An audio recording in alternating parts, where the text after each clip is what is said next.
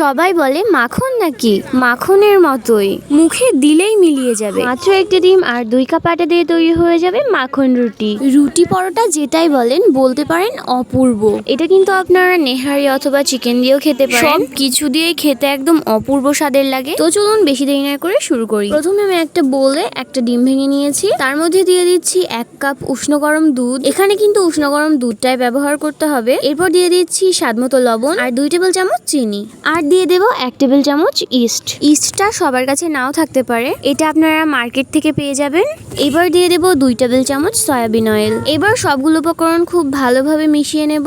এবার ঢাকনা দিয়ে মাত্র 2 মিনিট মতো রেখে দেবো ইস্টটা অ্যাক্টিভেট হয়ে যাওয়ার জন্য। এবার এর মধ্যে দিয়ে দিচ্ছি আমি 2 বাটি আটা। আটা বা ময়দা আপনারা যে কোনো কিছু ব্যবহার করতে পারেন, আর পরিমাপটা সবসময় সঠিক রাখতে হবে। আমি এই একই বাটি মেপে সবগুলো উপকরণ নিয়ে নিয়েছি। এবার হাত দিয়ে খুব ভালোভাবে মিশিয়ে নিতে হবে। ইস্ট দেওয়ার কারণে এটা একটু চিটচিটে বা আঠালো হবে, এতে ভয় পাওয়ার কিছু নেই।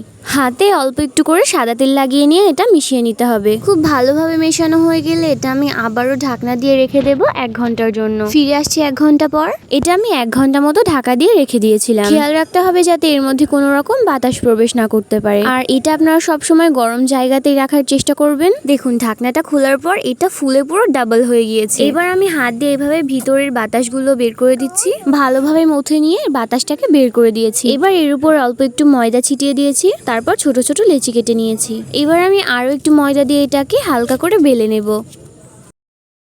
বেলা হয়ে গেলে এইভাবে ছুরির সাহায্যে ডিজাইন করে নেব, এতে দেখতে সুন্দর লাগবে। আপনারা চাইলে এটা নাও করতে পারেন। এরপর এর উপর দিয়ে আমি একটু সাদা তিল ছিটিয়ে দিচ্ছি, তারপর অল্প একটু দুধ ব্রাশ করে নেব যাতে এটা ভাজার সময় তিলটা উঠে না আসে। এবার সুন্দর লাগার জন্য মাঝে আমি একটা কিশমিশ দিয়ে দিচ্ছি। তারপর তেলটাকে হালকা গরম করে নিয়েছিলাম, এবার তেলের মধ্যে ছেড়ে দিয়েছি। লো ফ্লেমে এটা আমি ভেজে নেব। আর আশা করছি আজকের ভিডিওটা আপনাদের ভালো লাগবে, আর যদি ভালো লাগে তাহলে অবশ্যই আমাদের চ্যানেলটিকে সাবস্ক্রাইব করে দেবেন, আর পাশে থাকা বেল আইকন প্রেস করে দেবেন যাতে করে আমাদের চ্যানেলে নতুন কোনো ভিডিও আপলোড করার সাথে সাথে আপনাদের কাছে পৌঁছে যায়। এইভাবে ছাঁকনির সাহায্যে তেলগুলো উপরে দিয়ে দিতে হবে, নইলে কিন্তু এটা ফুলবে না।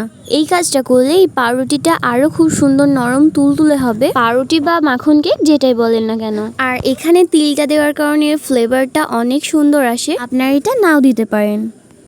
দেখুন কত সুন্দর ফুলছে। আমার সবগুলো মাখন পিঠাই কিন্তু এরকম ফুলেছিল। আমার রিকোয়েস্ট আপনারা একবার হলো এটা বাড়িতে তৈরি করে দেখবেন, আর কেমন হয়েছে আমাকে কমেন্ট করে জানাবেন। আমার সবগুলো মাখন পিঠা এখানে তৈরি হয়ে গিয়েছে, আর আমি আপনাদের দেখাচ্ছি কেমন হয়েছে। সবগুলো মাখন পিঠা এখানে এত নরম তুলতুলে হয়েছিল, আর খেতে এতটা মজাদার হয়েছিল যে এটা আপনাদের বলে বোঝাতে পারবো না। আমি একটা পিঠা আপনাদের এখানে ভেঙে দেখাচ্ছি যে কতটা নরম তুলতুলে হয়েছে, আর ভিতরটা কতটা সুন্দর হয়েছে। আর এটা আপনারা 3 দিন পর্যন্ত সংরক্ষণ করে রাখতে পারবেন। ছোট বড় সকলেরই প্রিয় এই পিঠা। আশা করছি আজকের রেসিপি আপনাদের ভালো লেগেছে। সবাই ভালো থাকবেন, সুস্থ থাকবেন। আল্লাহ হাফেজ।